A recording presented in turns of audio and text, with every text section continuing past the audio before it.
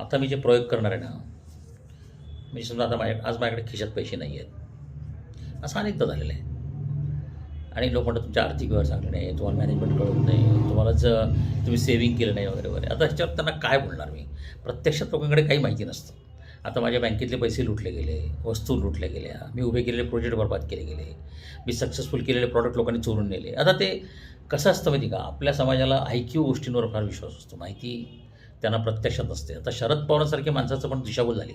एवढा बुद्धिमान माणूस, लोकांना त्यांनी फसवलं. मनशक्तीने खोटी माहिती दिली, आरा पाटलांच्या PAने खोटी माहिती दिली.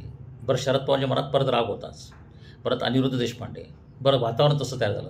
शेवटी ते म्हणाले ना मला, की सगळं आमच्यामुळे तुम्ही बरबाद झालात, पण आम्हाला सगळी माहिती दिशाभूल केली मनशक्ती केंद्राने. पण त्यांच्यासारख्या बुद्धिमान माणसाने, आणि स्वामीजींनी पूर्वी लिहिलं आहे किंवा मोठे मोठे लोक चुकलेले आहेत ना. शरद पवार कशाला, इंदिरा गांधी चुकलेले आहेत.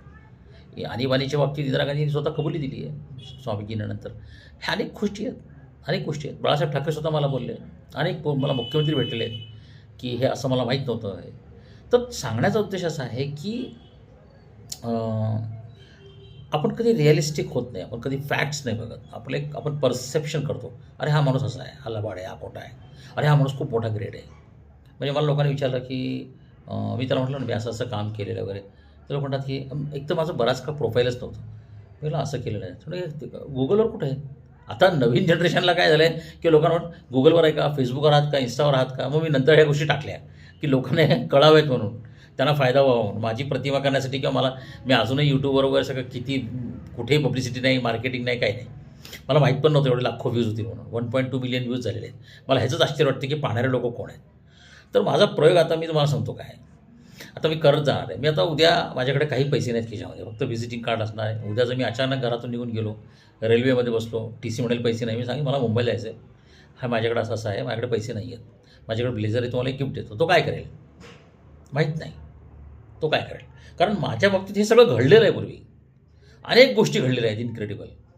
कोणी पण आणून मला मदत केलेली आहे. कारण त्या वातावरणातल्या शक्ती मला मदत करत राहतात. मी तुम्हाला परत जी शक्तीची भाषा कळतो ना, ते समजून घ्या. मी जाईन मुंबईमध्ये, सांगेन की साहेब माझ्याकडे आता राहायला नाही आहे, कोणतरी मला राहायला देईल. मी जाईन शरद पवारांकडे, मी साहेब असं असं आहे, काय करतील शरद पवार, तुम्हाला काय वाटतं.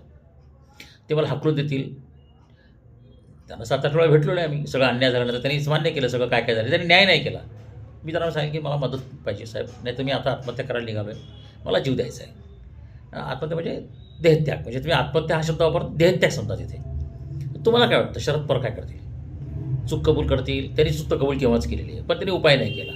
मी सांगेन साहेब मला मदत करा, मग नुकसान भरपाई द्या, मला फीस द्या. ज्यांनी मला बरबाद केलं ते तुम्हाला माहिती आहे, सगळे लोक काय